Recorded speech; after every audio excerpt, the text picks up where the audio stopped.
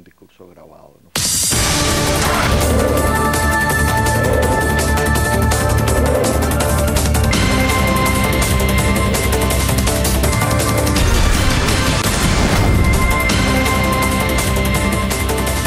Volvemos aquí en Semana en Vivo. Estaba diciendo que hemos decidido extender el programa media hora más porque el tema da para mucho y el debate está caliente. Tan caliente que pues esperamos que el tiempo nos sirva para esclarecer todos estos interrogantes que hemos puesto sobre la mesa. Estábamos hablando sobre si realmente la dicotomía de las elecciones, o sea, la discusión, la pelea que se va a dar en estas elecciones, que ha sido más bien exenta de discusiones, ¿no es verdad? Y de peleas y de pleitos ideológicos y de ideas, es entre la guerra y la paz.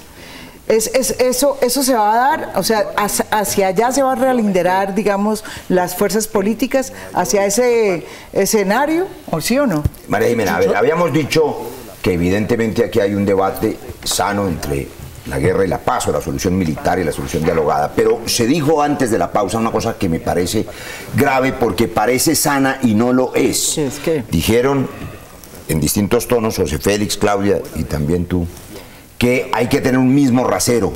Pues no hay que tener un mismo rasero. Lo digo tajantemente y voy a decir por qué. Cuando presenté el marco para la paz, lo dije en muchísimas audiencias, lo consulté con Claudia López tomándonos un café antes de presentarlo, usted recordará, y me dijo, eso es un tema muy complejo. Dije que se necesitaba una solución para todos los grupos armados violentos, pero no la misma solución para todos.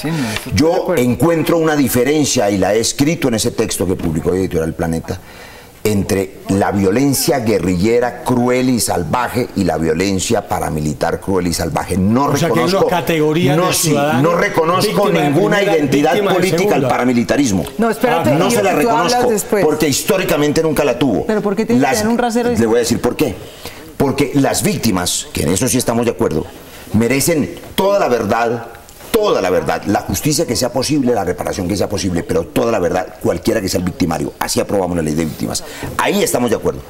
Pero si nosotros le otorgamos categoría política al paramilitarismo, por esa vía terminarán algunos queriendo darle categoría política a las BACRIM y a todo grupo armado ilegal que tenga control de territorio y vocación de permanencia. El paramilitarismo que tuvo. Entonces, yo creo que nunca fueron. El Congreso no tenía poder político. No, poder sí, pero no legitimidad ni origen político. La guerrilla tampoco tiene legitimidad política, aunque reivindique causas políticas. Estamos hablando del delito político. Estamos hablando del delito político. Por favor. Estamos hablando del delito político. Hay una historia en Colombia. Ahora resulta que la guerrilla. Ahora están de acuerdo los dos. Pero es que no me está salvajada, que la guerrilla sí tiene legitimidad política. Yo no estoy diciendo que tiene legitimidad.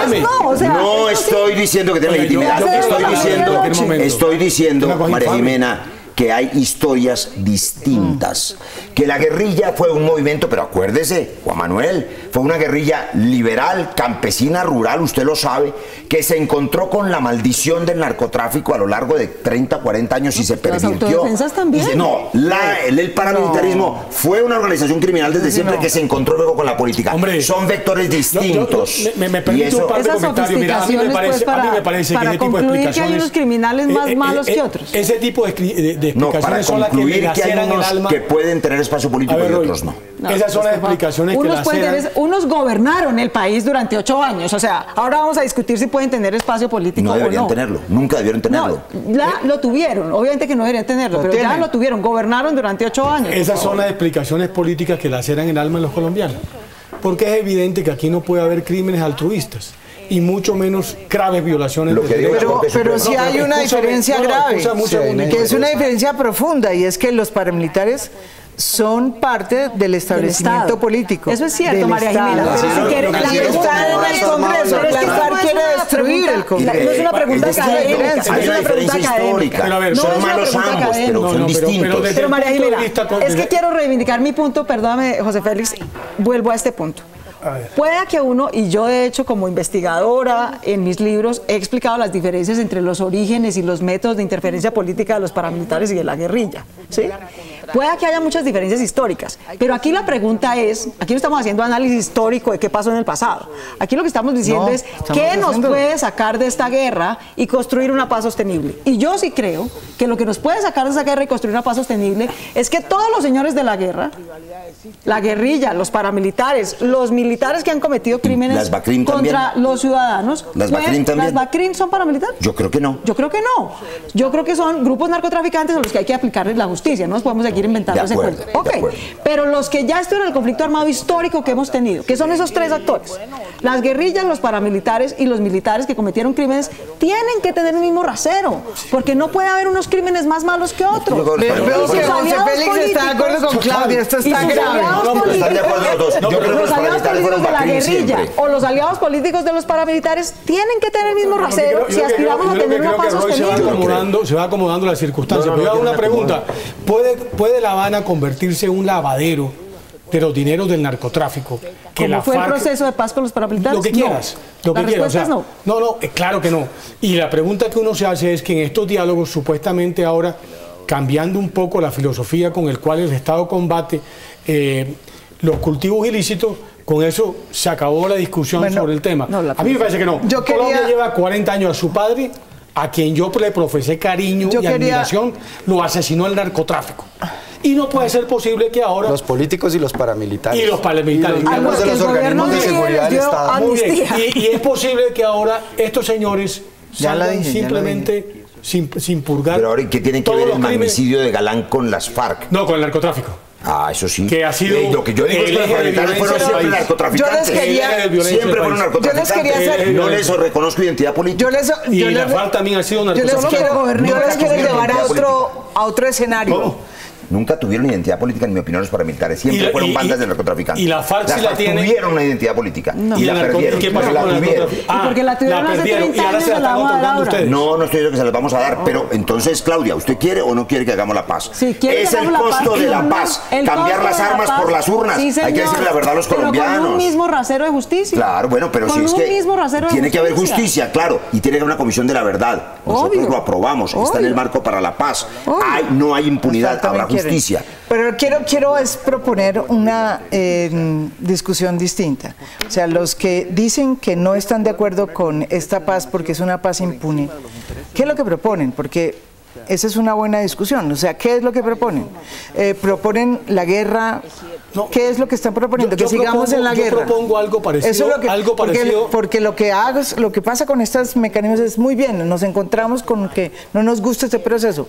Totalmente de acuerdo. ¿Pero qué proponen? 30 segundos. Muy en la dirección de lo que está diciendo Claudia López. Lo que propongo es que los colombianos nos pongamos de acuerdo. Un poco en qué tipo de constitución y ley queremos. Porque lo que no puede haber es que aquí haya grupos de prevalidos del Estado que puedan violar la ley.